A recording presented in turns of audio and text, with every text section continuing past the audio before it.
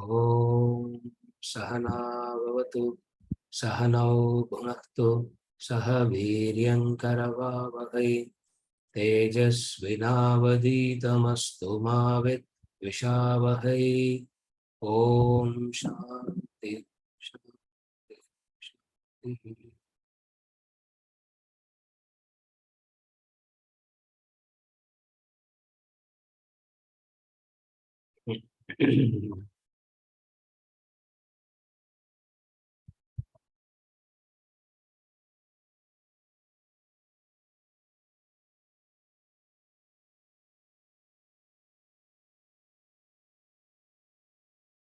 The last topic that we read, finite is infinite.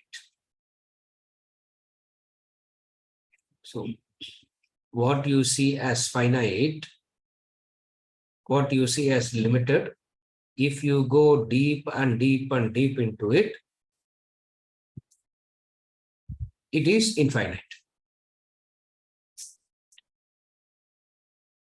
Infinite as in non-understandable.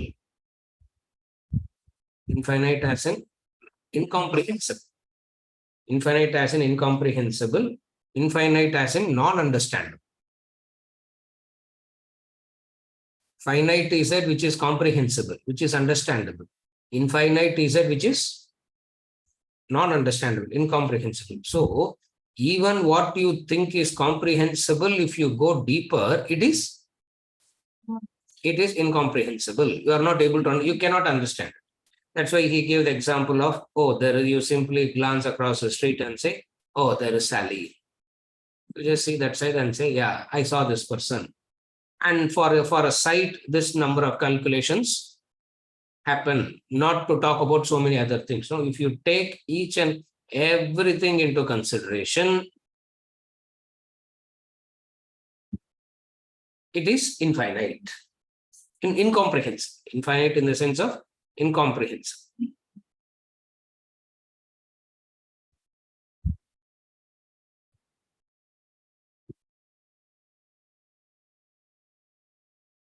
When you are seeing, what is it that you are seeing? What is the number of calculations that happens involved in seeing? Some calculations he has given. Who's doing that? Who's doing that? You are doing that. When we say you are doing that, the ego can claim arrogance and say, I am doing it. Or it can say, the infinite power is doing it. How you say, how you interpret this you. That's what is the differences. Are you able to follow? If he says, you are doing it, who's doing it? Who's seeing?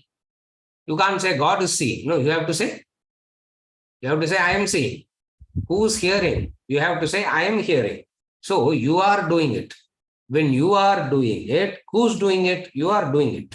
And whenever the you is come, how do you associate the you? What do you associate with the you? That matters.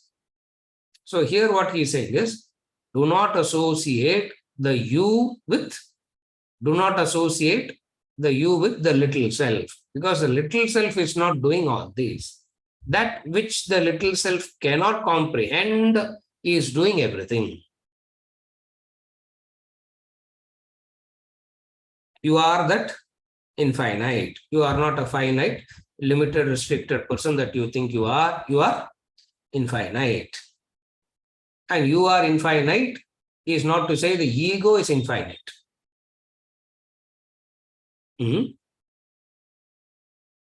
Ego is neither finite. Then what is ego? Ego is a falsity. That's all. Ego is neither finite nor infinite. Ego is a simple false existence. Because of you having associated with it for so long, it looks like a solid real existence that is capable of giving you joy, that is capable of giving you sorrow, etc. But in reality, the ego is a falsity. Are you able to follow? That ego is a falsity is what is called as Maya. When they say Maya, you turn back and look at the mountain and ask, is this Maya? It means you didn't understand what they are saying. When they say it is Maya, you look at the table and ask, is this Maya? As though you are real. So when the question is said, it is false. It is neither finite nor infinite. What? The ego. So if you associate the ego with you are associating a wrong thing, a non-existing thing. Because ego is a falsity. Falsity means a non-existent. Ego is a non-existent entity. Correct. I don't have an ego, sir, and you will feel egoistic about it. Isn't it? The person will say, I have no ego at all. And that is the most, I am a very humble person, sir. No, I am the most humble person in this planet. His ego is in this. His ego, his ego is very much alive in the humility, which is no humility at all. You follow? Therefore, finite is infinite in the sense what all you think as comprehensible is incomprehensible. You means the infinite. Never associate the you with the ego. Never associate the I with ego. Why? Because the I is the ego is not a reality. The ego is a falsity. How do we say the ego is falsity? We have studied all that. How do we say the ego is falsity? How do we say the ego is false? There is a difference between wrong and being false. You understand the difference? False and anartham. Ego is a falsity. We are not saying ego is bad. We are not saying ego is wrong. Vedanta is not saying convert the bad ego to a good ego. From the bad person, become a good person. It is saying ego is a falsity. What is meant by falsity? Anyone follow the question? Falsity means what? Falsity means that which doesn't have an existence, you are seeing it. That is called falsity. It is existing because you are seeing it. The moment you stop seeing it, it ceases to exist. You follow? Your body exists. Correct? The tree eats the earth. The tree eats the earth. Correct? Yes or no? If it's not eating the earth, from where it will give you a fruit? So the tree is eating the earth and it gives you a fruit. And you eat the fruit. And one day, the earth is going to eat you up. Where is the ego here? What is this thing called as ego here? You follow what I'm saying? So ego has got nothing to do with the existing thing. Ego is an imagination. So what the spiritual development implies? Reducing the ego. Reducing the ego means what? Reducing the false notion. So spiritual development is not becoming a good person. Spiritual development is in reducing the ego.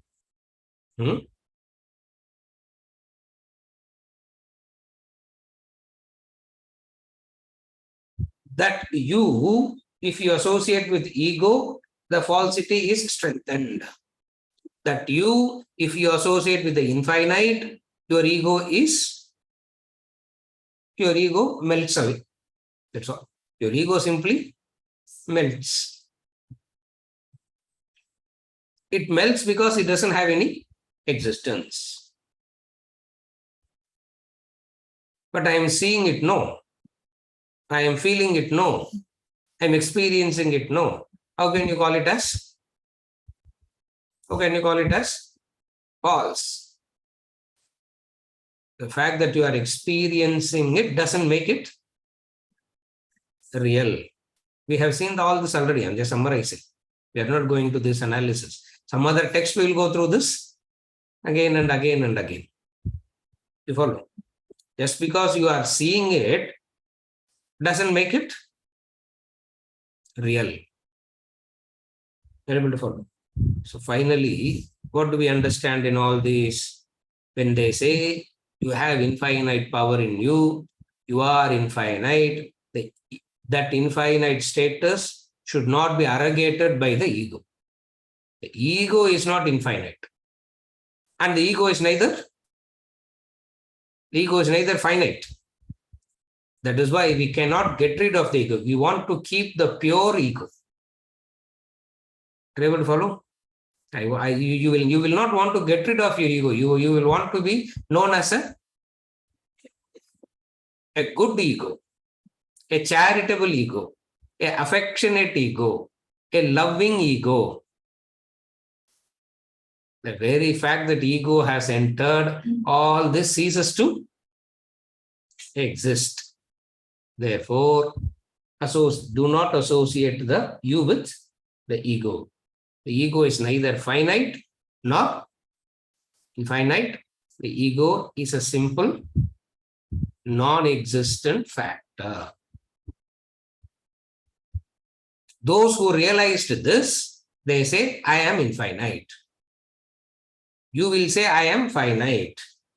Those who realize says, I am infinite.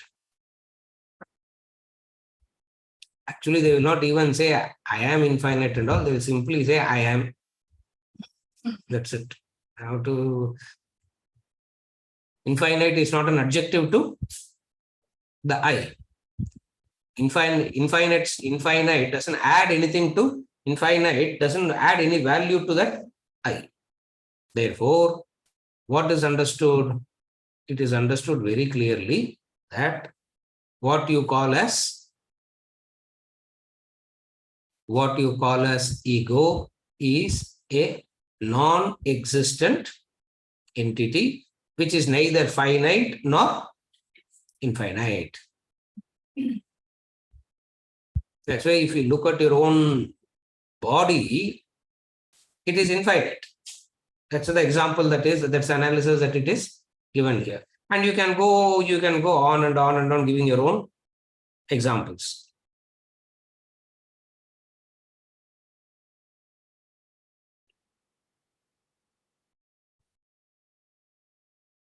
The microcosm is infinite. The macrocosm is infinite. You take the telescopic view, it is infinite. You take the microscopic view, it is infinite. Telescopic view means you can go deep and deep and deep looking into the space. It is infinite. More you see, much more you don't know what is happening, isn't it? That is infinite. What is microscopic view? Take one cell and break it up, and take one atom and break it up and break it up and break it up. Where is it where is it tending towards? Infinite. So the microscopic view of life also proves it is infinite. The telescopic view of life also proves that it is infinite. Where does this notion of I come in here with my limitations, restrictions, constrictions, bad, wanting to become good? Where did this come from?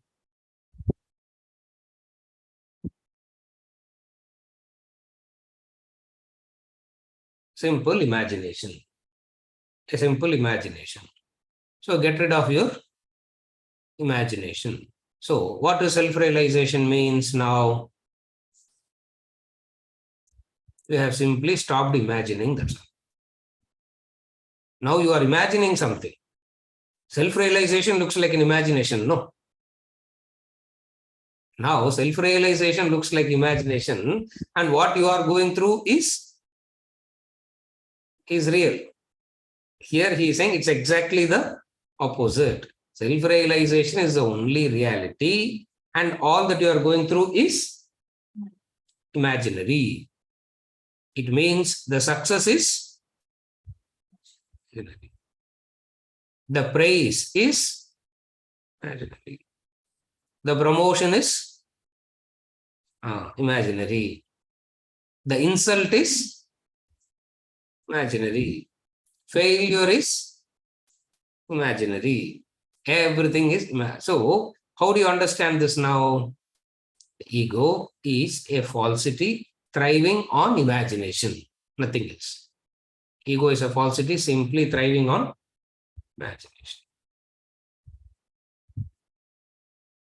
Hold this view at any cost. Do not compromise on the truth. Assert.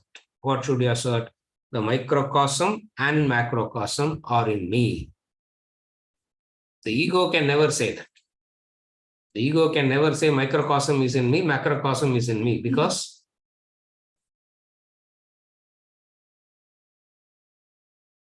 even though ego likes to arrogate, even though ego will love to feel this way,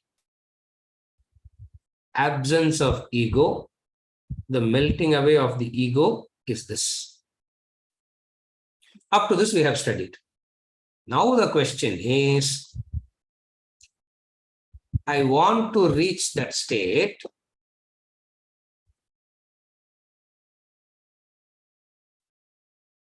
How do I know where I am? I want to reach that state. Correct. Very good. But I should know. I should know where I am now. No. Don't need to know at all. One look at the mirror, you know exactly where you are. What is the problem? For you to know all these things. But still, some traits of self-development is given. Some characteristics of self-development. Characteristics of self-development means whatsoever is going to talk here, you have more of this, you are more closer to realizing your true nature. So there are certain traits which gives you an indication of where you stand. End of part A, personality chart, told you where you are. End of part A.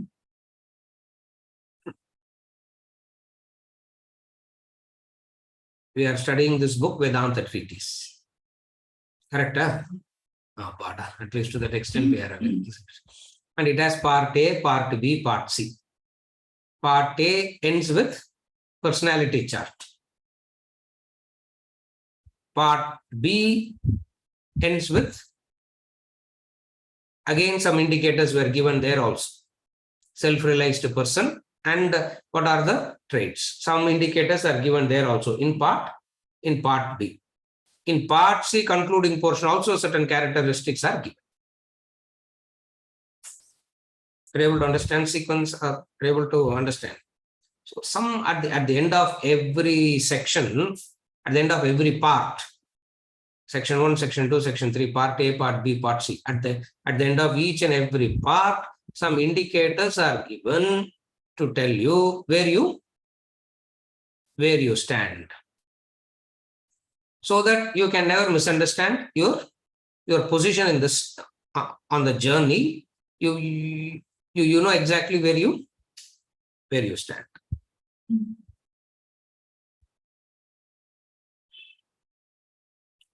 Please understand, these traits and characteristics is of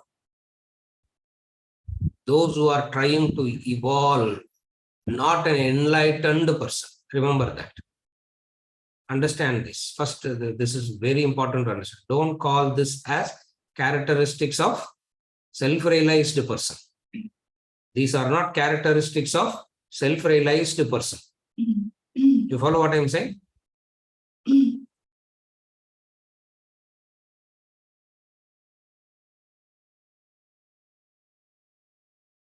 At the end of part B, it is defined very clearly. At the end of part B, which is the state of self-realization, There he speaks about a self-realized person, his intrinsic being, his extrinsic conduct, impact of world on him, his impact on world, all that we saw there. That is the self-realized person. Here the characteristics is not of self-realized person. Here the characteristics is one of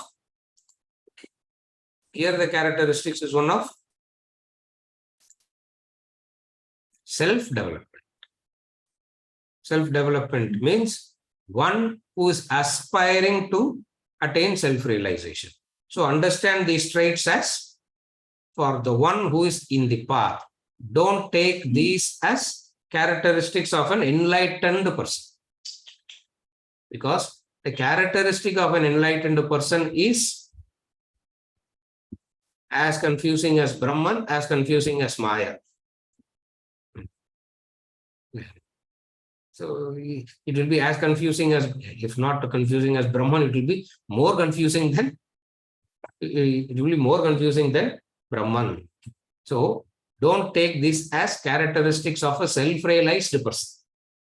All these characteristics that we are going to, I think we are going to see 5, 6, whatever be it. We will be seeing it as a characteristic of self-development. So we'll start reading characteristics of self-development. Anshu.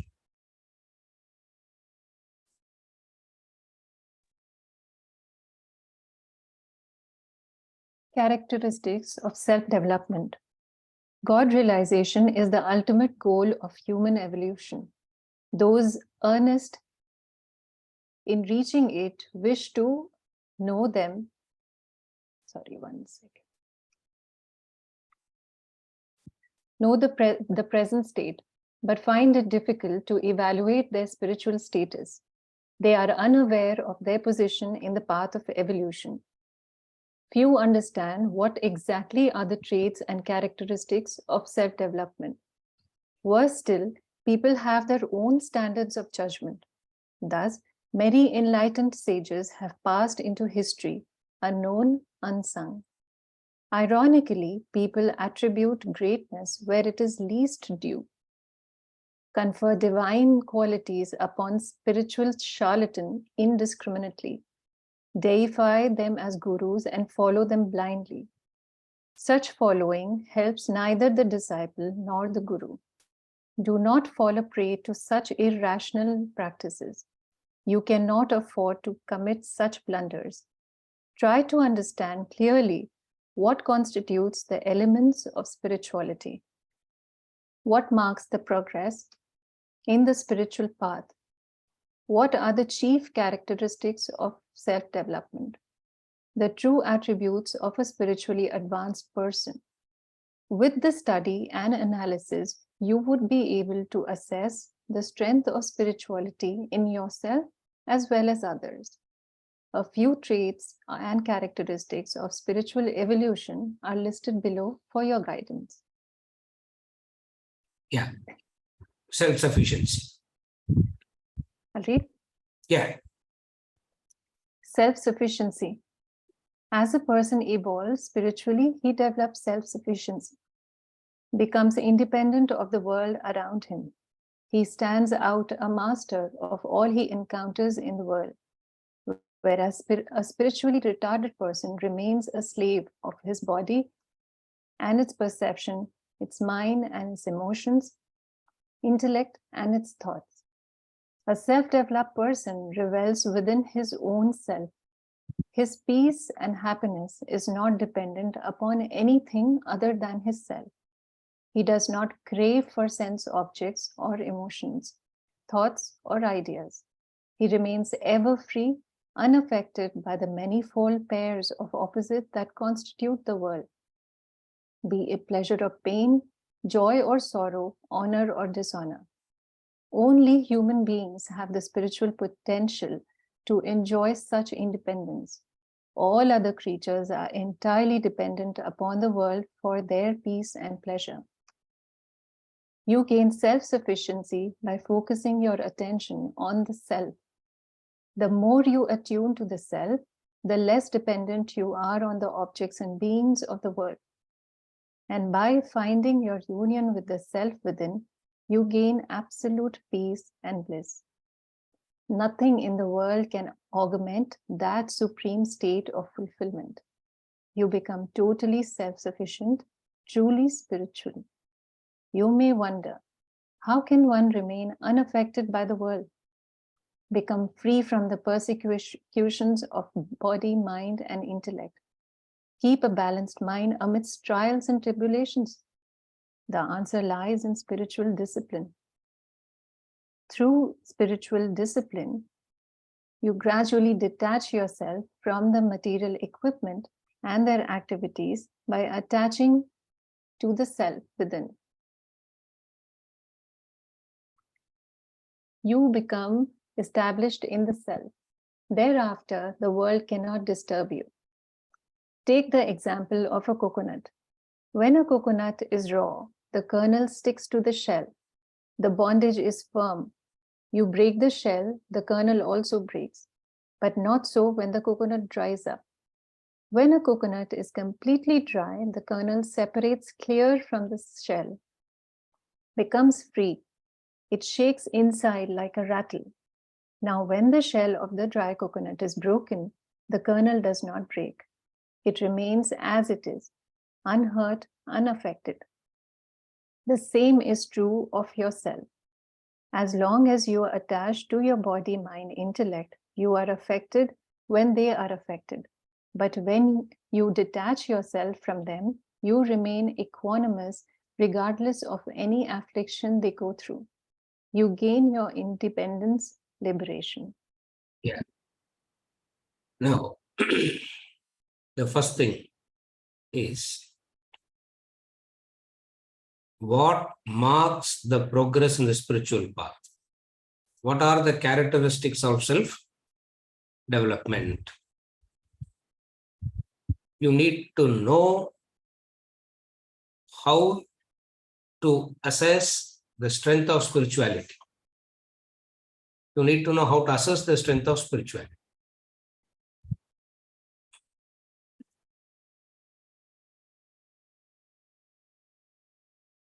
Most of the times we have wrong standards for assessment. When we say wrong standards means, the example that he's giving is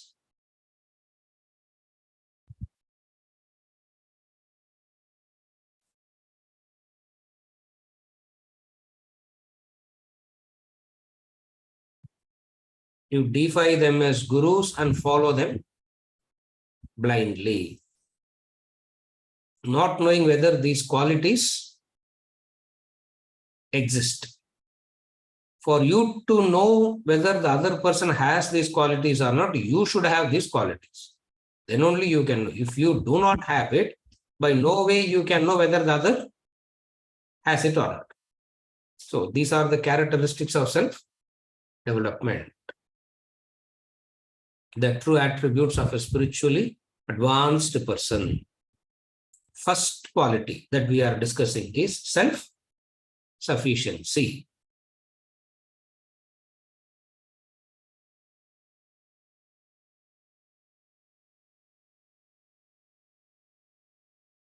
Self-sufficiency means you are not dependent on the world for your peace, security, happiness.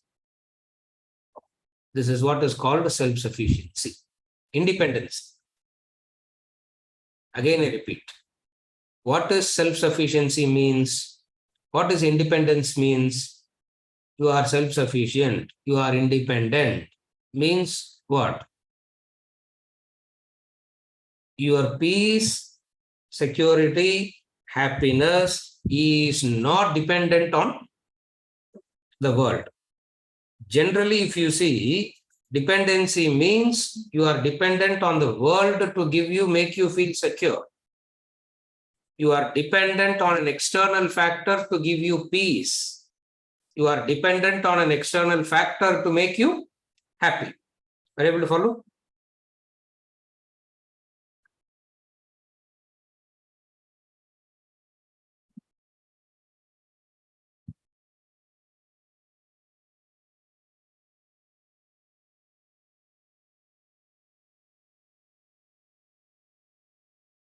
From one angle we have seen, understand it like this.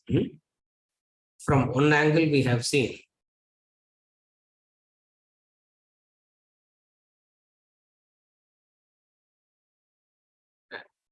dependency is what you think you are now.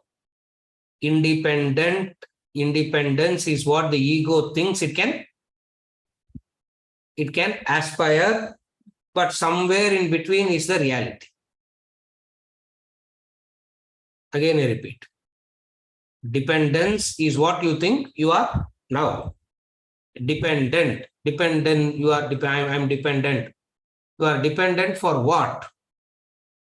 Peace, security, and happiness is what you are dependent upon. Correct?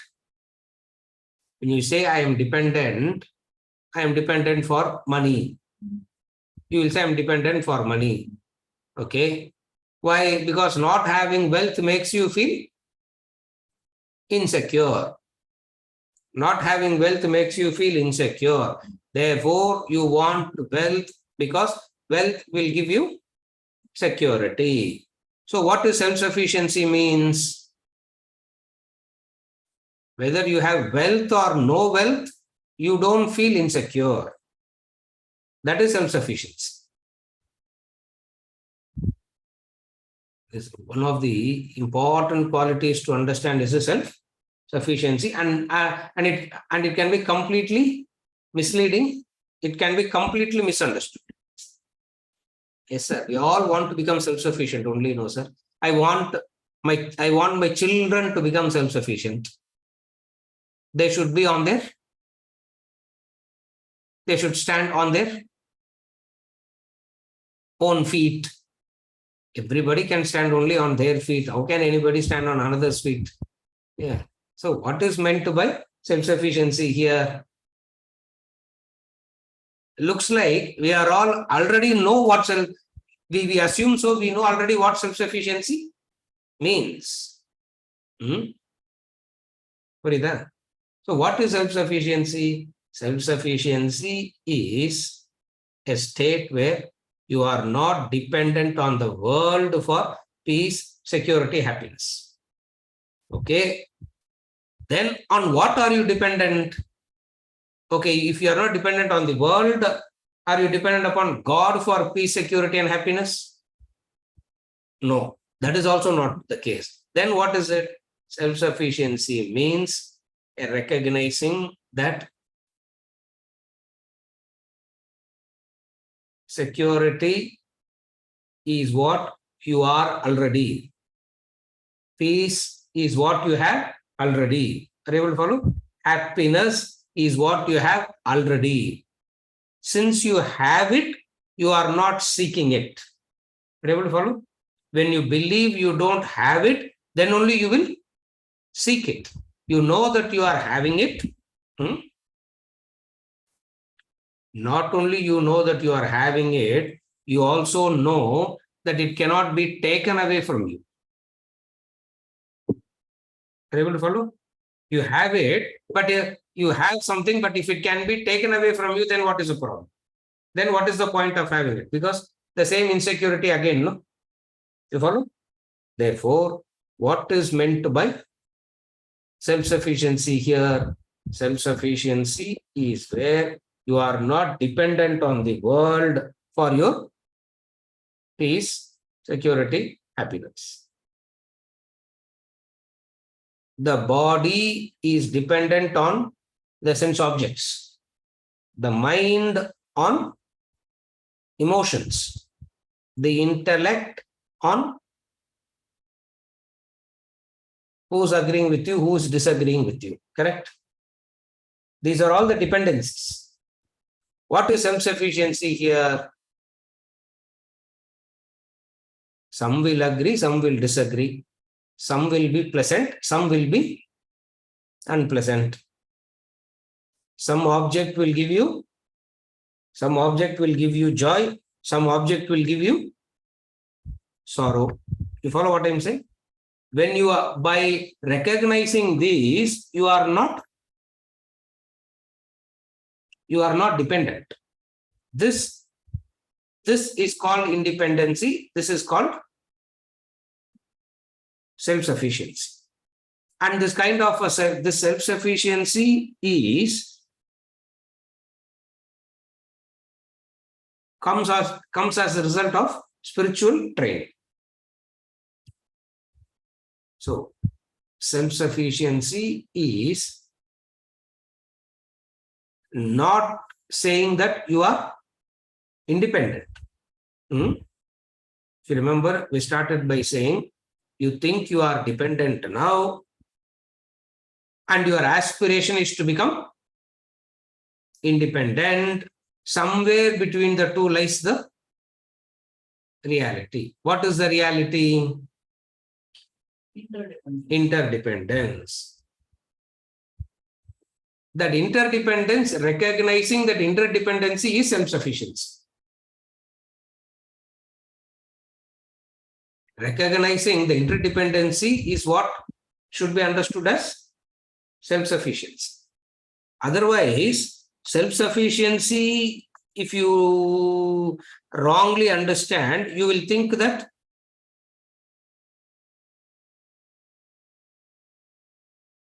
I don't need anything, I am not dependent on anything.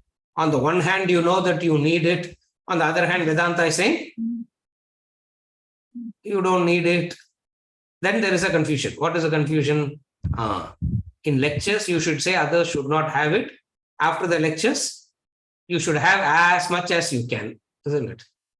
This is how we live a double standard life because of not understanding what self-sufficiency is. So what is self-sufficiency? Self-sufficiency is an understanding that your peace, your sense of peace, your sense of security, your sense of happiness is not going to come from the world.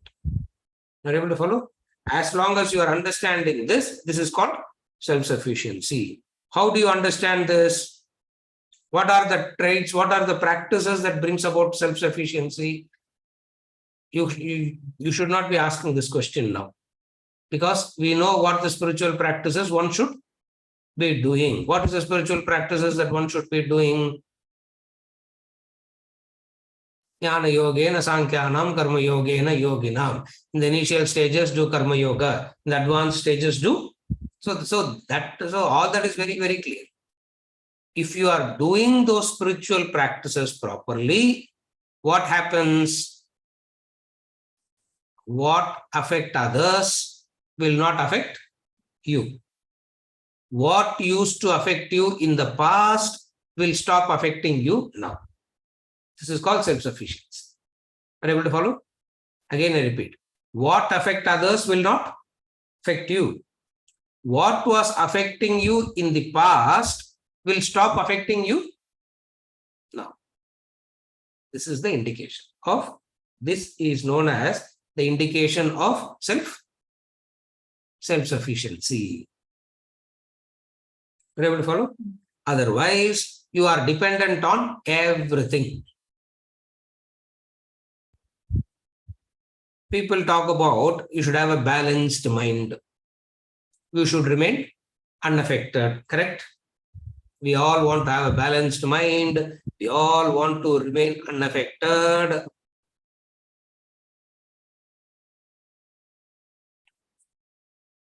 How do you do that?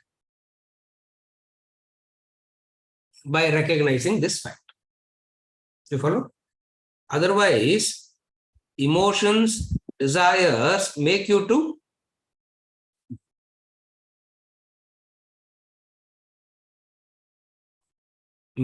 feel so dependent. Doesn't make you to feel dependent.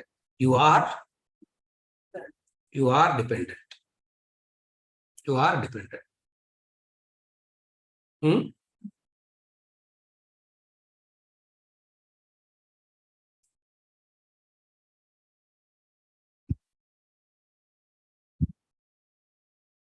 Dependency means what happens outside disturbs you inside. This is called dependency. Again, I repeat, what is dependency means? Something that happens outside affects your balance. That is called dependence. Are you able to follow?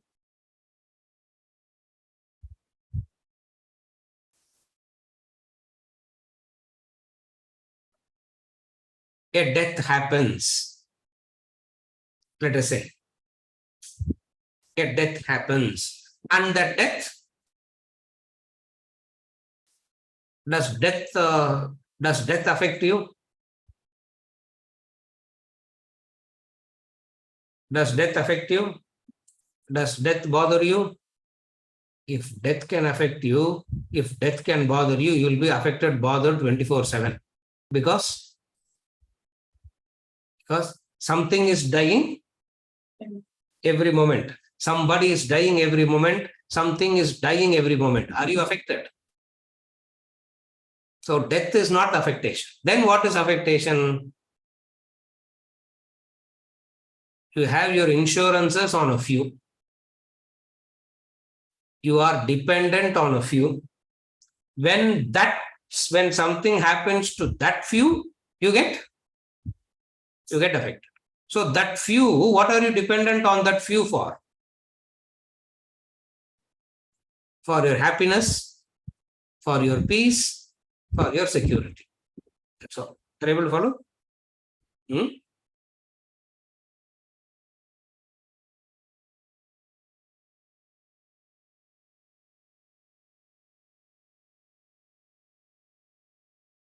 Remember the story?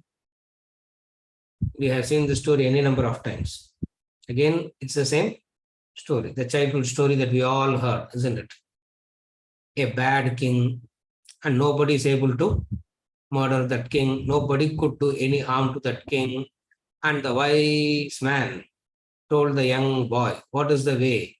He said, cross 7 rivers, cross 7 mountains, cross 7 oceans, cross 7, 7, 7, 7, 7, and then you will go to one cave. You go into that cave, maybe 7 rakshasas will come to eat you, 7 snakes will come to swallow you, some 7 crocodiles will be there to eat you up. You cross all that, and you will see one wingless parrot sitting there. Yeah, one wingless parrot, because you go near, it can't fly because it has no wings. So that one wingless parrot will be sitting there, and all that you have to do is what?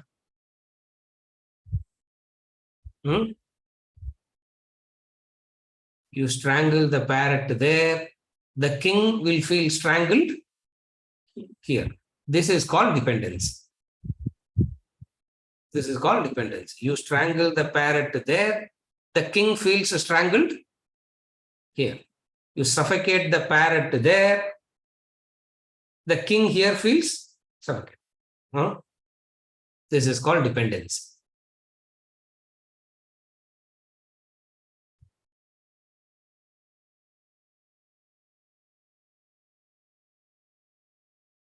If you have one parrot, it is okay. If you have hundreds of parrots flying around you, what will happen? So nothing has to be done to you. If any one of those parrots are touched, something happens to you. This is called lack of self-sufficiency. So who's a spiritual person? A spiritual person has self-sufficiency. Self-sufficiency means not dependent upon anything external for his mental peace. A sense of security. You follow? Not dependent upon anything for the sense of security.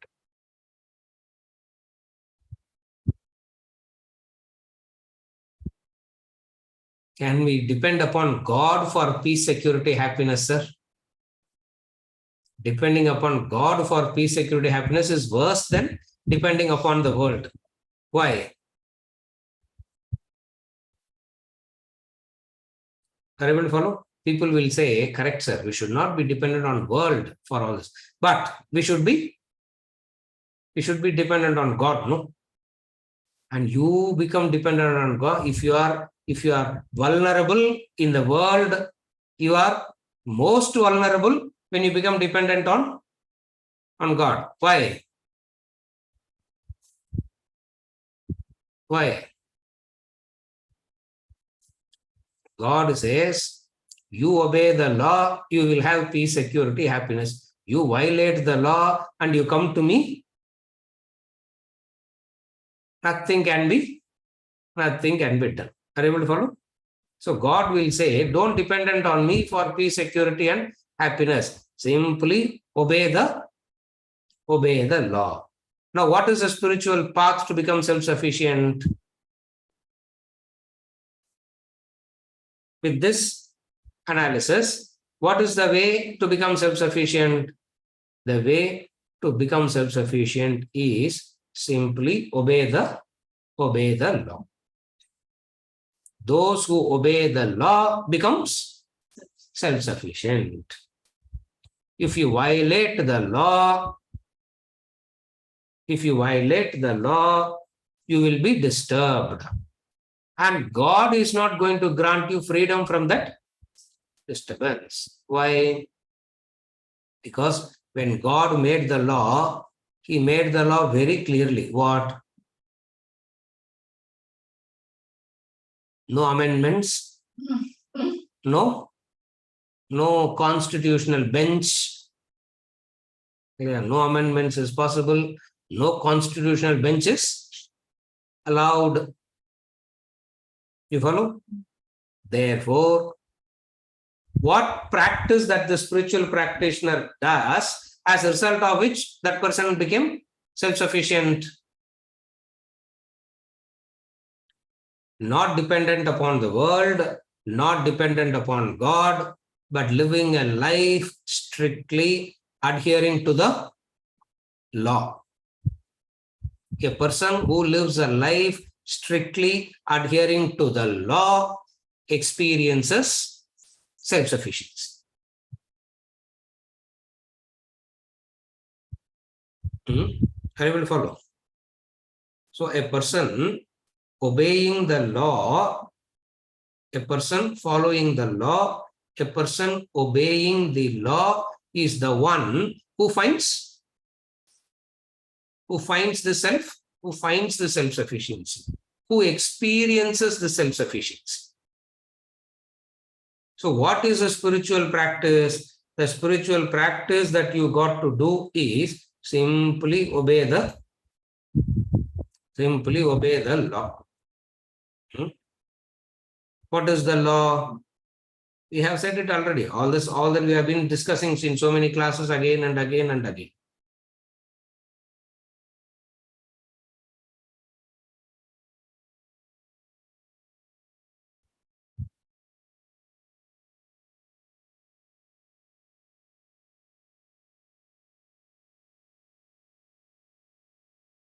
The violator of law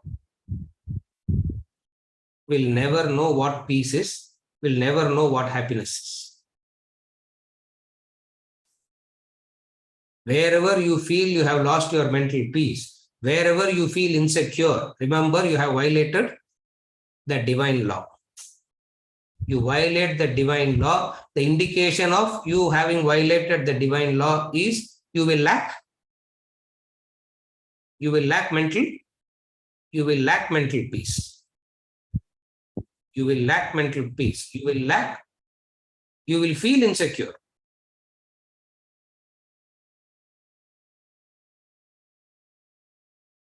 And everybody is feeling insecure, no?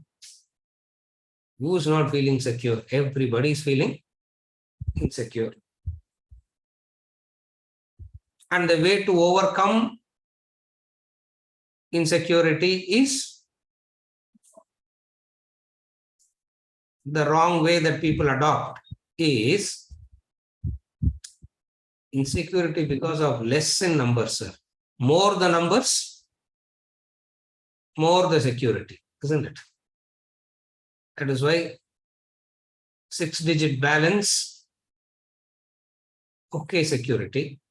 7-digit balance, 7-digit balance in anartham. Shankar. More security. 8-digit balance in a much more security. Yeah. You follow? Weakness is to depend on numbers. Weakness is to depend on numbers. And everybody is dependent on numbers, isn't it? Even God also numbers only, isn't it? Even God also goes by numbers. You think so? God doesn't go by numbers. God simply goes by only one thing. What? Law. You don't have to worship me. You don't have to build a temple to me. You don't have to worry about making what I like and what I don't like. All that God says, I am not worried. You do it, you don't do it, I am not bothered. I am only checking whether you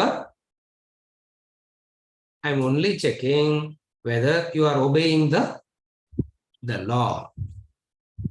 The answer is self-sufficiency means a person feeling an inner sense of peace, an inner sense of security, an inner sense of happiness, which is not dependent upon anything in the world. So anything that happens in the world or anything that happens to his own body, mind, intellect doesn't affect him. That is self-sufficiency. Are you able to understand now? Anything that happens outside, nor anything that happens to the body, mind, intellect stops affecting him. This is called self-sufficiency. So self-sufficiency is an inner strength. Self-sufficiency, inner strength, which doesn't come through any numbers, which doesn't come through any acquisitions. Self-sufficiency is that which comes through a lifestyle of obeying the law. Simply obey the law.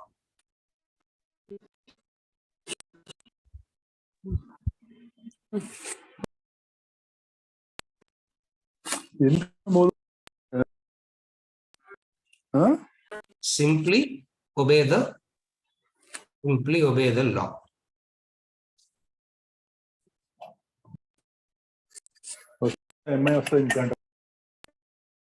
ఉంటావుగా గంట పడుతున్నాయి అమ్మాయి.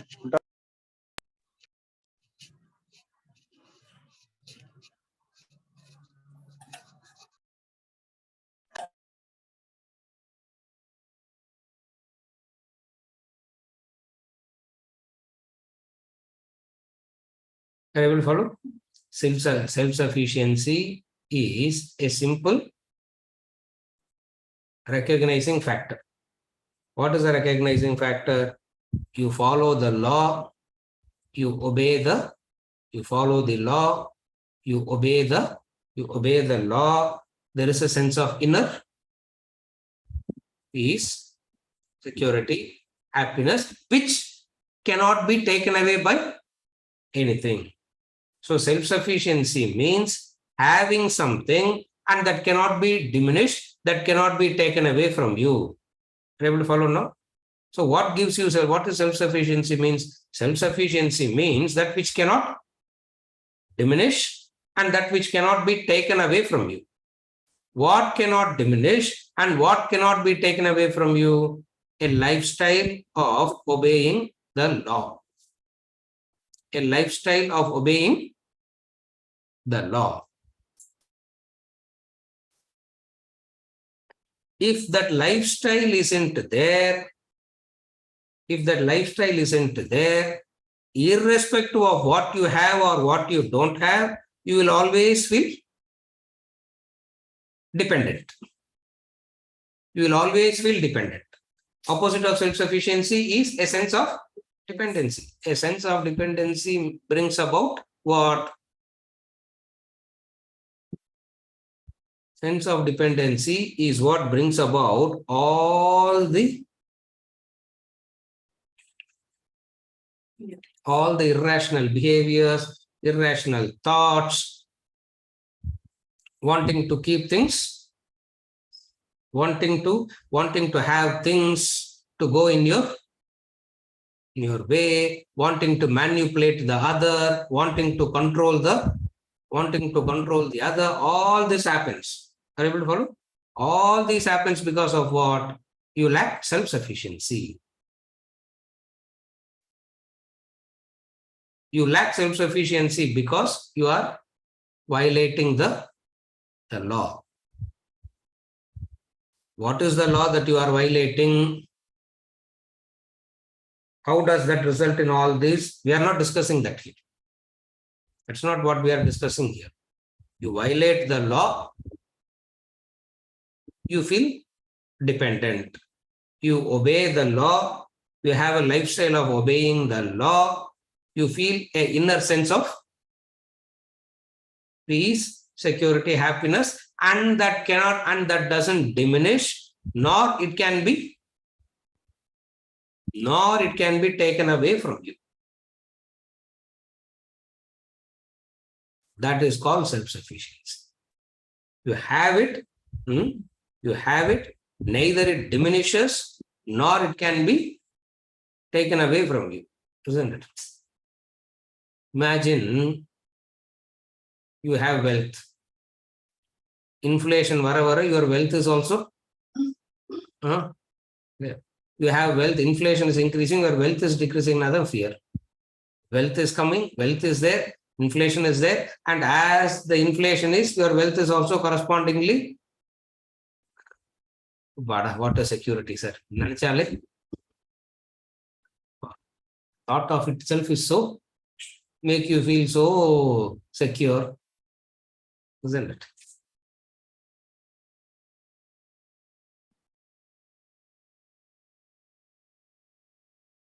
People believe self-sufficiency or independence means having a few. When you have a few, you will become independent. When you have a few, you become self-sufficient, independent. Vedanta comes and says that will not bring independence, self-sufficiency. Why? It can diminish and it can leave. It can diminish and it can leave. Anything that you are dependent upon,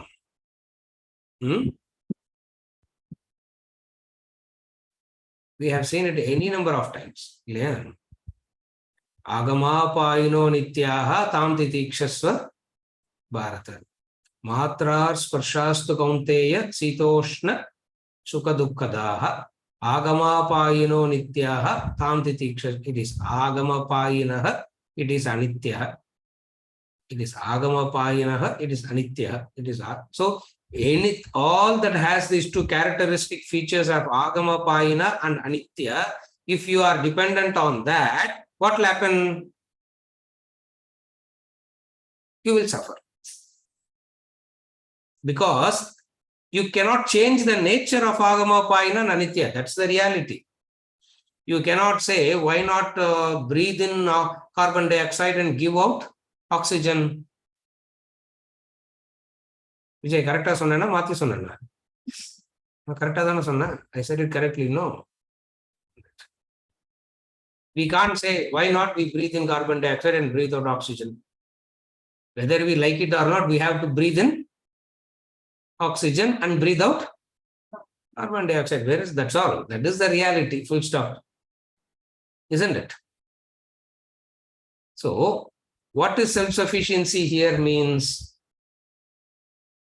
Self-sufficiency is not about keeping a few things that are permanent. Self-sufficiency is not about a few things that you have, a few things that you hold on to, a few things that you possess, and you feel independent. Are you able to follow? Self-sufficiency comes from what? Your peace, security, happiness is not dependent on the world. Then on what it is dependent? On God. It's not dependent on the world. It is not dependent on the God. It is dependent on Only one factor. What? I said it already. It is dependent only on one factor. What? Obey the law. Recognize the law and obey the law. And we think we will violate the law and God will grant us. We can violate the law and God will grant us pardon, exemption. Because I am pleasing God. No. Why God will grant me exemption? Because I am pleasing God. Vedanta comes and says it doesn't work in that way. So, what is self-sufficiency? Self-sufficiency is an inner state of growth achieved by obeying the law. Otherwise, self-sufficiency is misunderstood as